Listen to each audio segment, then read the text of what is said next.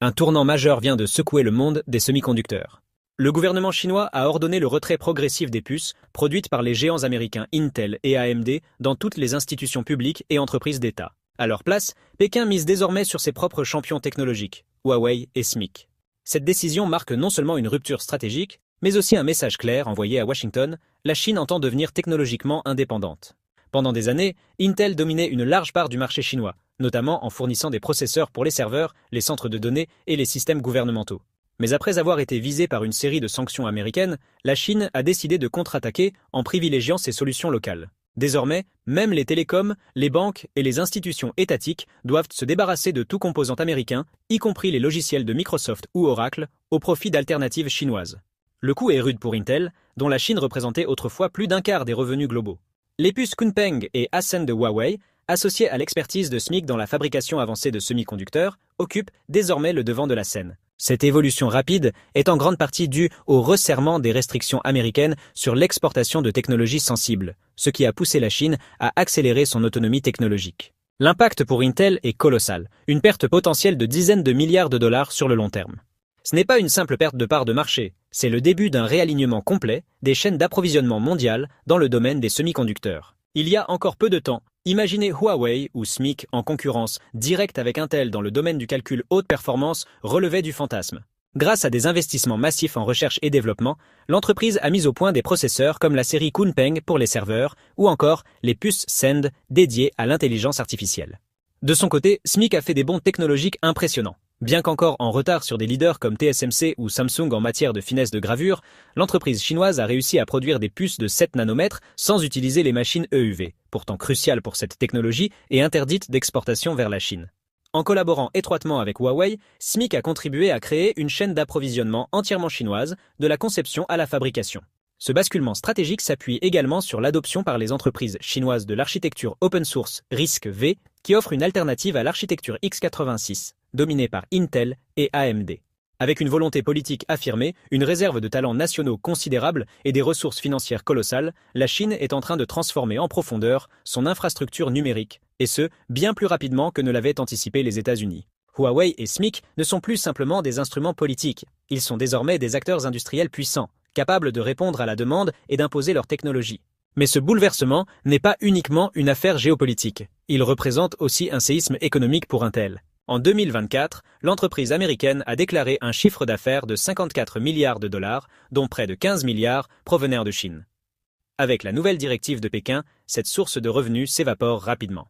Les entreprises publiques chinoises concernent un vaste éventail de secteurs: télécommunications, banques, énergie, défense ou encore services cloud. Toutes dépendaient jusqu'ici des processeurs Intel pour faire tourner des systèmes critiques. Désormais, cette demande se tourne vers les fabricants nationaux. Et cette transition n'est pas temporaire, elle s'annonce structurelle et permanente.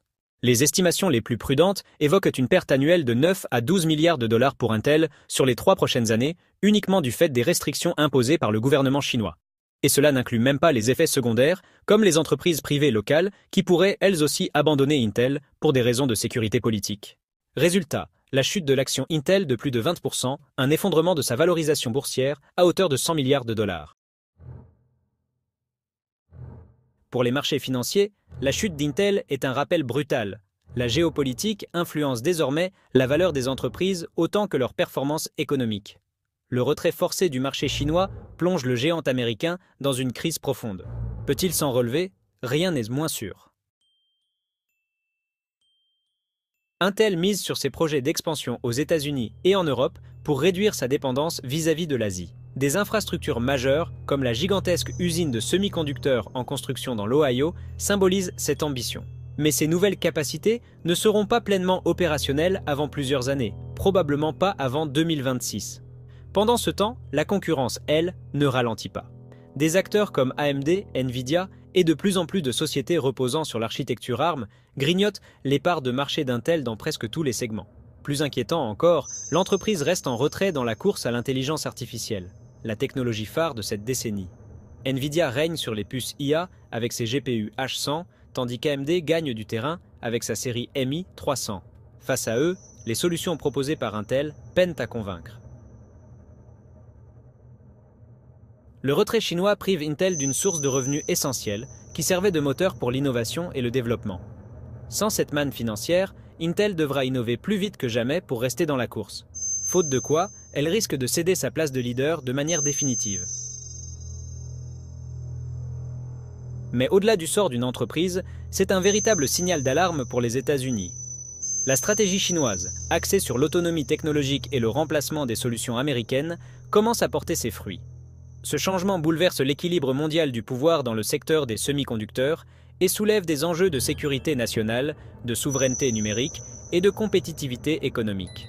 Pendant des décennies, les États-Unis ont dominé cette industrie. Intel en était le porte-drapeau, la société emblématique qui a donné son nom à la Silicon Valley.